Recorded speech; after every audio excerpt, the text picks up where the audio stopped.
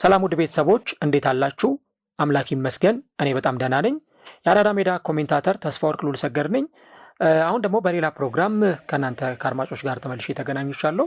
ቀደም ሲል በነበረን ፕሮግራማችን ላይ የሮድሪጎን ጎዬሽ ጉዳይ ተመልክተናል። ግን ደግሞ ሌላ በጣም በዚህ በዝውውር ላይ ብዙ ውጥንቅጥ የበዛበት ጉዳይ ደግሞ አለና እሱን እንመለከታለን። በተለይ የቤንያሚን ሼሽኮና የቪክተር ዩኬሬሽ ውጥንቅጥ በአርሰናል በኩል እንዴት ነው የሚታየው የሚለውን ርዕስ በዚህኛው ፕሮግራማችን ላይ እንመለከታለን። ለቻናላችን አዲስ የሆናችሁ ቤተሰቦች ሰብስክራይብ እያደረጋችሁና የደወል ምልክቷን እየተጫናችሁ ከኛ ጋር አብራችሁ እንድትቆዩ የአክብሮት ግብዣዬ ነው። ሁልጊዜም ደግሞ ከኛ ጋር ቆይታ ስለምታደርጉ እጅግ አድርጌ ከልብ አመሰግናለሁ። እንግዲህ ቤንያሚን ሼሽኮ ዩኬሬሽ የዚህ ዝውውር በጣም አሰልቺ የሚባለው የዝውውር ዜና ይሄኛው ሊመስል ይችላል። በየአመቱ ሁላችንንም የሚያሰለቹን አይነት ዝውውሮች አይጠፉም። በቃ በየጊዜው ሚዲያ ላይ ከመስማታችን የተነሳ የሆኑ ጋዜጦችንም ስታዩ የሚዲያ መገናኛ ብዙሃንንም ስትመለከቱ በቃ በጣም የሚያሰለቹ አይነት ዝውውሮች አሉ። በቃ የሆነን ተጫዋች ወደሆነ ክለብ እስከሚዘዋወር ፋታ የማይሰጥ የመረጃ ፍሎ ያለባቸውን የዝውውር መረጃዎች እንሰማለን። ለምሳሌ ኬሊያን ኤምባፔ ወዴት ያቀናል የሚለው መረጃ ያለፉትን 2 ዓመታት በጣም አድካሚ ነበር።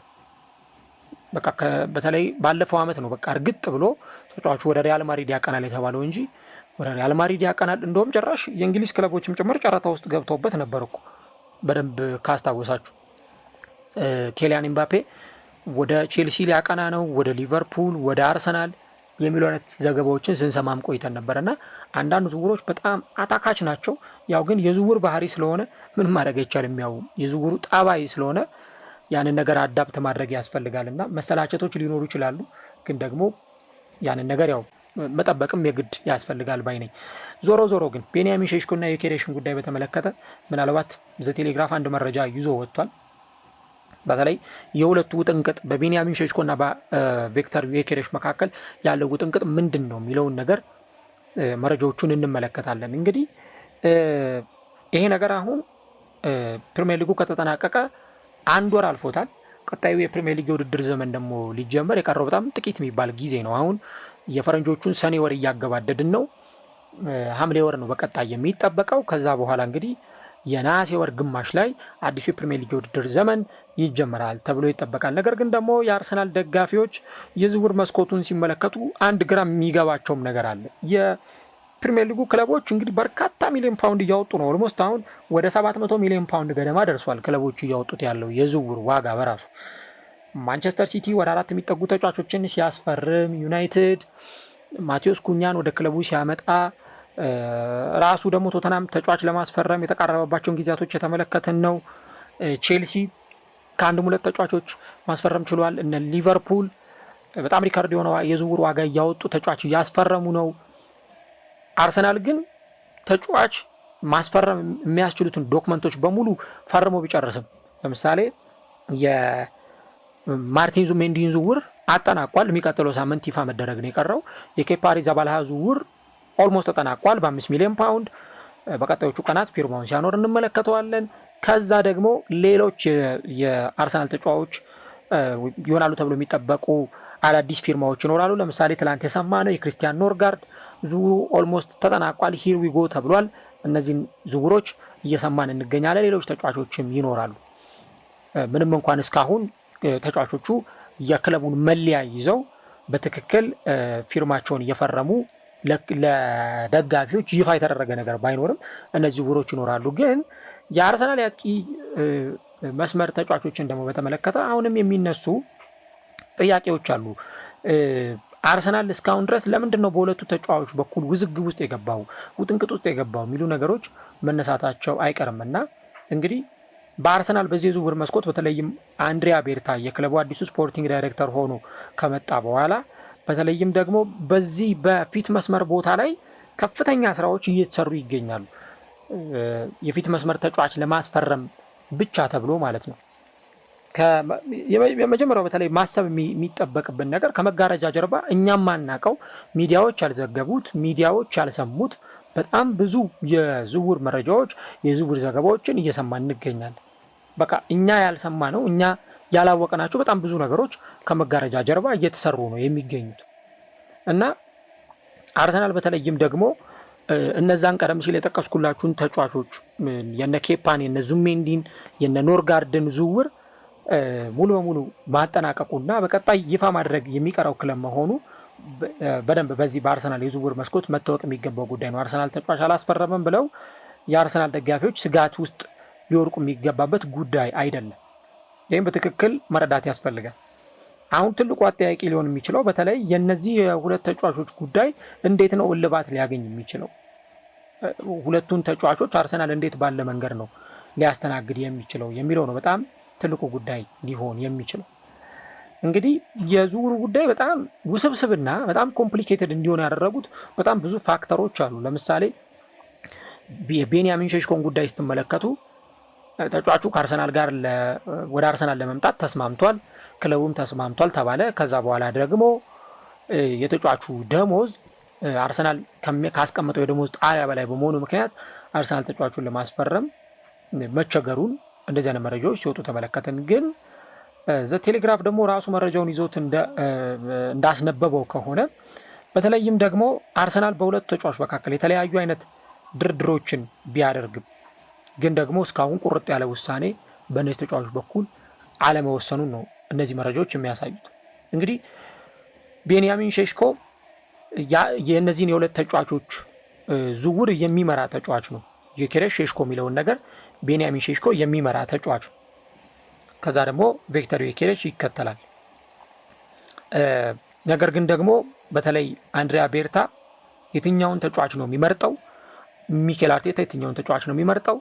ከዛ ደግሞ በዚህ ዝውውር ውስጥ አርሰናል የትኛውን ተጫዋች ነው ሊያገኝ የሚችለው? ፖሲቢሊቲው የማን ነው የሚለው ነገር በደንብ መጠየቅ የሚገባው ጉዳይ ይሆናል ማለት ነው። እንግዲህ አንደኛው ተጫዋች 22 ዓመቱ ነው፣ አንደኛው ተጫዋች ደግሞ 27 ዓመቱ ነው። ይህንን በደንብ እንመለከታለን። ከዛ በተጨማሪ በተለይ አንድሪያ ቤርታ በአርሰናል ውስጥ እነዚህን ተጫዋቾች እነዚህን ተጫዋቾች ወደ ክለቡ ለማምጣት ከሁለት አንዳቸው ወደ ክለቡ ለማምጣት በሚሰራው ስራ ቤንያሚን ሼሽኮ በጣም ተመራጩ ተጫዋች ቢሆንም ቅድም የጠቀስነው ጉዳይ ግን አርሰናል ተጫዋቹን እንዳያመጣው እክል ሆነዋል የሚሉ ዘገባዎች ሲወጡ እያደመጥ እንገኛለን። ትላንት በነበረኝ የቀጥታ ስርጭት ፕሮግራም ላይ እንደተናገርኩት እንደውም አንዳንድ ዘጋቢዎች ራሱ ፋብሪዚዮ ሮማኖን ጨምሮ ቤንያሚን ሼሽኮ የአርሰናልን የኢንስታግራም ገጽ ላይ ካደረገ ምናምን የሚሉ አይነት ዘገባዎችን ሲዘግቡ ተመልክተናል። ትላንትናም ተናግሬ ያለው ዛሬ በመደግመው ነገር እንዲህ አይነት ነገሮች ዜና ሊሆኑ አይችሉም። ምክንያቱም የኢንስታግራም ገጽ ላይ ካደረገ የእንትን ገጽ የትዊተር ገጽ ላይ ካደረገ ማለት ወደዛ ክለብ ይዘዋወራል ማለት አይደለም። ያን ደግሞ በእነ ሚሃይሎ ሙድሪክ ተመልክተናል። ሚሃይሎ ሙድሪክ የአርሰናልን ሶሻል ሚዲያዎች ላይ ካደረገ ምናምን ሲባል ነበር፣ ግን መጨረሻ ላይ የተዘዋወረው ወደ ቼልሲ ነው። ስለዚህ የነገር ዜና መሆኑ ብዙም ለእኔ የሚዋጥ ነገር አይደለም። ከዛ በተጨማሪ ግን በተለይ አሁን በጣም ትልቁ የሚሆነው ጉዳይ ትላንትና ደግሞ የዩኬሬሽን ጉዳይ ስንሰማ ተጫዋቹ ወደ ማንቸስተር ዩናይትድ መቀላቀል እንደሚፈልግ ተናግሯል የሚሉ ዘገባዎች ሲወጡ ነበር።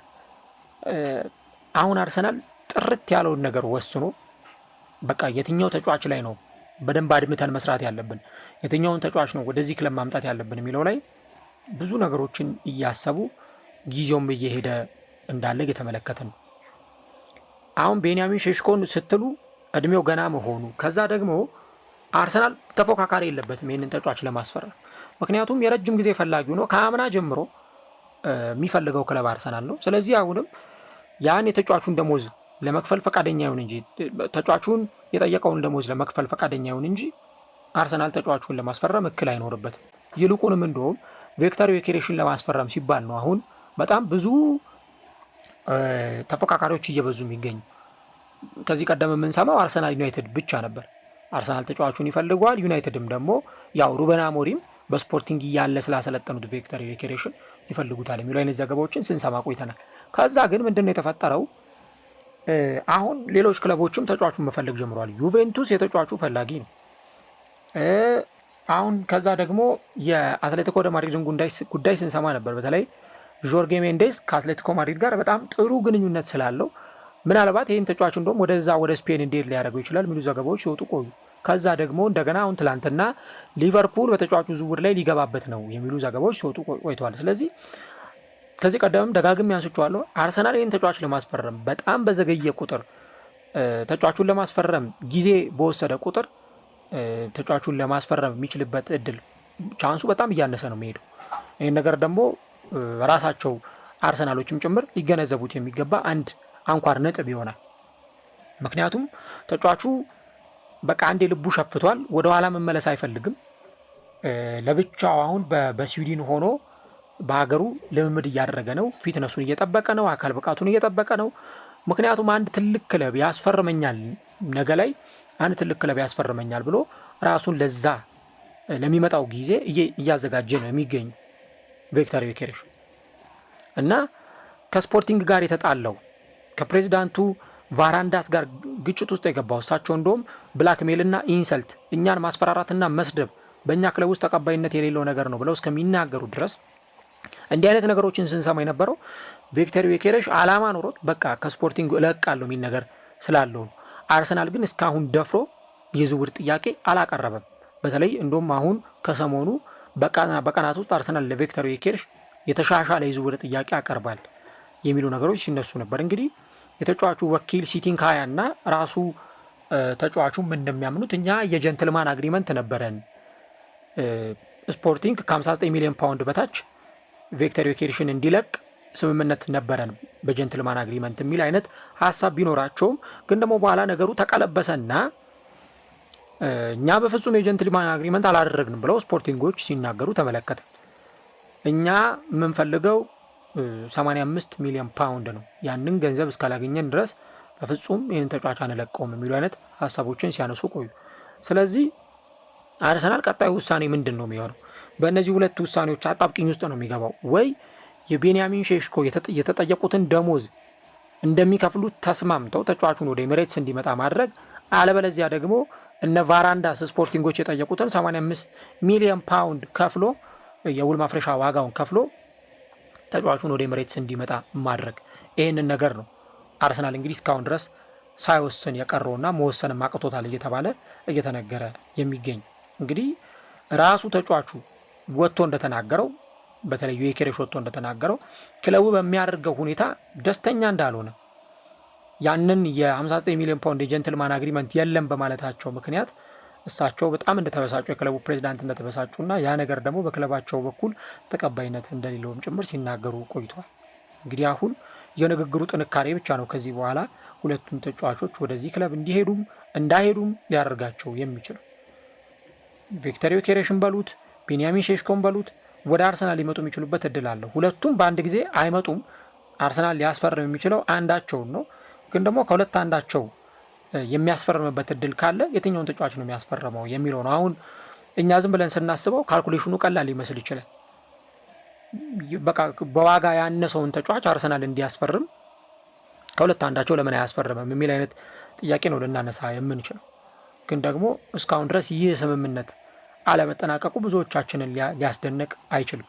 እንግዲህ አርሰናል የሁለቱም ፈላጊ ቢሆንም፣ ሁለቱንም ክለቦች የሚፈልግ አይነት ቡድን ቢሆንም፣ ሁለቱንም ተጫዋቾች የሚፈልግ አይነት ቡድን ቢሆንም ግን ከሁለት አንዱ ላይ እስካሁን ድረስ መወሰን አልቻለም ማለት ነው። ያ ነው አሁን በጣም በአርሰናል በኩል ትልቅ ችግር ሊሆን የሚችለው። አርሰናል እንደ ሶስተኛ አማራጭ አድርጎ የያዘው ደግሞ ተጫዋች ኦሌ ዋትኪንስ ነው።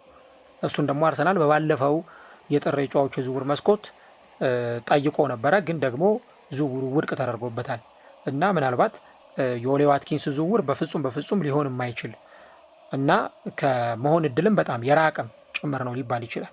ከዛ ውጭ ግን እንደነ ዡዋው ፔድሮ ምናምን የመሳሰሉ አማራጮች አርሰናል አሉት በፊት መስመር ቦታ ላይ። ግን ደግሞ ይህንን የፊት መስመር ቦታ ደግሞ ለማጠናከር በተለይም በአርሰናል በኩል ትክክለኛው ውሳኔ ይፈልጋል እና እንደውም ዘቴሌግራፍ እንደሚለው ከመጋረጃ ጀርባ የሚሰሩ ስራዎች እንዳሉ ነው። አርሰናል እነዚህን የፊት መስመር ተጫዋቾች ለማስፈረም በሚያደርገው ድርድር ውስጥ የሆነ አይነት ሚዲያው ያላወቀው ወይ ሚዲያው ያልሰማው አይነት ነገሮች ከመጋረጃ ጀርባ እየተሰሩ ነው። አንዱን መወሰኑ አይቀርም አርሰናል ወይ ዮኬሬሽን ያስፈርማል ወይ ሼሽኮን ያስፈርማል። ግን ደግሞ አንዱን ተጫዋች ሲያስፈርም አንዱን ደግሞ ለሌላ ለባላንጣ ክለብ እንዲፈርም የማድረግ እድሉ በጣም ሰፊ ነው። አሁን ትላንትና ሲወጣ የነበረው ዘገባ የአርሰናል ደጋፊዎቹን ምንድን ነው ደግሞ እንዲሉ ያደረጋቸው ነው። ምክንያቱም ትላንት ስንሰማ ደግሞ የነበረው መረጃዎቹ ታማኝ ናቸው ታማኝ አይደሉም በሚለው ራሱን የቻለ ምርመራ የሚፈልግ ጉዳይ ቢሆንም ራሱን የቻለ ጥያቄ ቢሆንም ግን ዩኬሬሽ ዩናይትድን ደግሞ በቀላቀል ይፈልጋል የሚሉ ዘገባዎች ሲወጡ ተመለከተ። እንግዲህ አርሰናል ቤንያሚን ሼሽኮን የሚያስፈርም ከሆነ ባይ ዲፎልት ዩኬሬሽን ሌሎች ተቀናቃኝ ክለቦች እንዲያስፈርሙት እድል የሚከፍት ሊሆን ይችላል። ወደ ዩናይትድ እንዲያመራ ወይ ወደ ሌሎች ክለቦች ቅድም ያነሳ ነው ዩቬንቱስ ወይ አትሌቲኮ ደ ማድሪድ ወይ ደግሞ ሊቨርፑል እንደዚህ አይነት ክለቦች ተጫዋቹ ሊፈልጉት ይችላሉ። ስለዚህ ነገሩ በሜዳ ውስጥ ብቻም ሳይሆን ከሜዳ ውጭም አርሰናልን የሚጎዳበት ፉክክር በጣም ሰፊ ይሆናል። እንደኔ እንግዲህ ቤንያሚን ሼሽኮ በጣም ለአርሰናል በቃ እንደው ተፈላጊውና ተመራጩ ተጫዋቹ ነው። እስካሁን በምንሰማው ነገር አርሰናል እንደው ገፍቶ የሄደበት ዝውውር የቤንያሚን ሼሽኮ ነው። ምክንያቱም ከክለቡ ጋር ከመስማማት ጀምሮ ከተጫዋቹ ጋር በግል ሁኔታዎች እስከ መስማማት ደረጃ የደረሰበት እነዚህን ሁሉ ነገሮች ያደረገበት ዝውውር የቤንያሚን ሼሽኮ ነው ሊባል ይችላል። ግን ደግሞ ቪክተር ዮኬሬሽም ቢሆን አርሰናልን እንደሚቀላቀል ከተናገረ ለብቻው ወጥቶ ልምምድ እንግዲህ በሀገሩ ሆኖ በስቶክሆልም ሆኖ ልምምድ እያደረገ ከሆነ ያንንም ተጫዋች የሚያገኝበት እድል አለ። እስቲ ለእናንተ ለአድማጮች እንደው የትኛው ተጫዋች ወደ አርሰናል ቢመጣ ነው ሞር ስኬታማ የሚሆነው ብላችሁ ታስባላችሁ? ይህንን ነገር በኮሜንት ላይ ሀሳቦቻችሁን ልጽፉልን ትችላላችሁ። ግን ባለፈውም እንደተናገርኩት ዝርዝር የሚታዩ ነገሮች አሉ። ሼሽኮንና ዩኬሬሽን ከሁለት አንዱን ለመምረጥ አንደኛ የእድሜያቸው ጉዳይ ይታያል። ዩኬሬሽ ቢመጣ ምናልባት 5 ዓመት ምናምን እንደዚህ ነው ሊያገለግል የሚችለው እንደው በጣም በወጥነት ለ5 ወይ ለ6 ዓመት ነው ሊያገለግል የሚችለው። ሼሽኮ ግን ገና 22 ዓመት ሆኖ ቢያንስ ለሚቀጥሉት 10 ዓመታት አርሰናል ያለ ሀሳብ ኮንትራቱን እያራዘመ ብቻ ሊጠቀምበት የሚችል ተጫዋች ነው። ከዛ ደግሞ ሪሴል ቫሊዩ ይታያል። ሼሽኮን ለምሳሌ ድንገት አርሰናል 3ኛው ዓመት ላይ ተነስቶ ወይ 4ኛው ዓመት ላይ ተነስቶ እሸጠዋለሁ ብሎ ቢነሳ በጣም በጥሩ ዋጋ የሚገዛው ክለብ ሊኖር ይችላል። ምክንያቱም እድሜው ገና 25-26 ነው የሚሆነው ከ3 ከ4 ዓመት በኋላ እንኳን ብታዩ። ግን ደግሞ በተቃራኒው ቪክተር ዮኬሬሽ ለምሳሌ ከ3 ወይ ከ4 ዓመት በኋላ 30 ወይም 31 ዓመቱ ይሆናል እና አሁን የሚጠየቅበትን ገንዘብ በእርግጠኝነት የዛን ጊዜ አይጠየቅበትም። እና ክለቦች እንዲህ ያሉትን ነገሮችም ጭምር ስለሚያስቡ በጣም እርግጠኛ ሆኖ እኛ እንደምንነጋገርበት አይነት ርዕስ ውስጥ ይገባሉ ብሎ መናገር ላይቻል ይችላል። ግን ሼሽኮና ዩኬሬሽ አሁንም ባለው ሁኔታ የዝውውሩ ውጥንቅጥ መብዛቱ አልቀረም። አወዛጋቢ ነገሮችን መስማታችን አልቀረም። እንግዲህ መጨረሻ ላይ ደግሞ የምንሰማቸው ዜናዎች ናቸው የሚጠበቁት። እስካሁን ድረስ ክሊር የሆነ መረጃ የለም። አርሰናል በተለይም የሼሽኮን ዝውውር በተመለከተ የተጫዋቹ ደሞዝ እክል እንደሆነበት ዩኬሬሽ ደግሞ አርሰናልን መቀላቀል እንደሚፈልግ እነዚህን ዘገባዎች ነው እየሰማን የምንገኘው። ከዚህ በስተጀርባ ምን እንዳለ ምናልባት ሚዲያ ያልደረሰበት መረጃ ደግሞ ሊኖር ይችላል። እሱን እንግዲህ ቢሃይንድ ዘ ሲን ከመጋረጃው በስተጀርባ ምን አይነት ነገሮችን እንሰማለን የሚለው ልክ ጊዜው ሲደርስ ምናልባት ከሁለት አንዳቸውን አርሰናል መርጧል የሚባልበትን ነገር በትክክል መስማታችን አይቀርም። ለምን እስካሁን አወዛጋቢ ነገሮች ነው። አንዴ አርሰናል ሼሽኮን መርጧል ይባላል፣ አንዴ ፊቱን ወደ ዮኬሬሽ አዙሯል ይባላል። ግን በትክክል ደግሞ ጥርት ያለውን መረጃ ምናልባት በጥቂት ቀናት ወይም ሳምንታት ውስጥ መስማታችን አይቀርም። ለዚህ ደግሞ ሚዲያውም ራሱ የአርሰናል ደጋፊዎችም መታገስ የግድ ይላቸዋል ማለት ነው።